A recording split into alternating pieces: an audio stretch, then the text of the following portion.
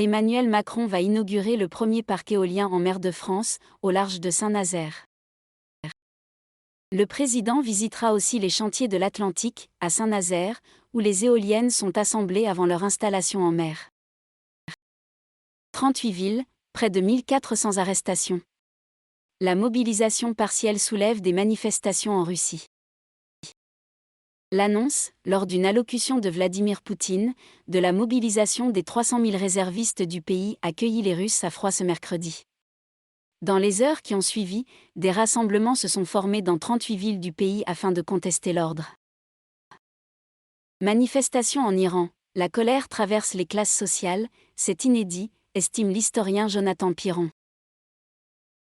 La mort de Mahsa Amini aux mains de la police des mœurs a suscité une nouvelle vague de protestations dans la République islamique. Mais le régime iranien pourrait ne pas réussir à opposer différentes franges de la population pour mettre fin au mouvement, c'est l'eau. C'est douloureux, il est en roue libre. Les coulisses du choc Quatennens à la France insoumise. Plus d'une semaine après le début de l'affaire Quatennens, la France insoumise peine à avancer et reste divisée par les prises de position de Jean-Luc Mélenchon. Guerre en Ukraine. Échange de prisonniers, 1330 arrestations en Russie. Le point sur la nuit. L'Ukraine et la Russie ont procédé à un échange de prisonniers militaires, le plus important depuis le début de l'offensive fin février. Cette annonce intervient après la mobilisation par Vladimir Poutine de centaines de milliers de réservistes pour relancer. Lyon, une crèche fermée après que 4 enfants sont restés bloqués seuls à l'intérieur lors d'un incendie. 2 assistantes seraient sorties avec 6 enfants de l'établissement People et Baby, ne pouvant pas en récupérer 4 autres à l'intérieur, après un début d'incendie mardi.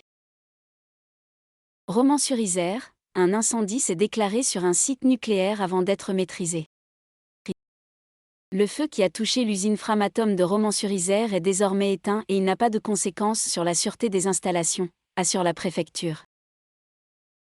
Procès du drame de Millas, le bus est devant, l'impact est imminent, impuissance, des conducteurs du TER. En ce 3e jour de procès de l'accident de Millas, les conducteurs du train qui a percuté un car scolaire sur un passage sont revenus sur les secondes qui ont précédé la collision. Affaire Jubillard, nouvelle expertise du téléphone de Delphine, Cédric l'a-t-il manipulé et détruit ? Une nouvelle expertise réalisée par les techniciens de la gendarmerie spécialisée en téléphonie pourrait mettre fin au mystère des activations du téléphone portable de Delphine Jubillard, cette infirmière disparue depuis décembre 2020.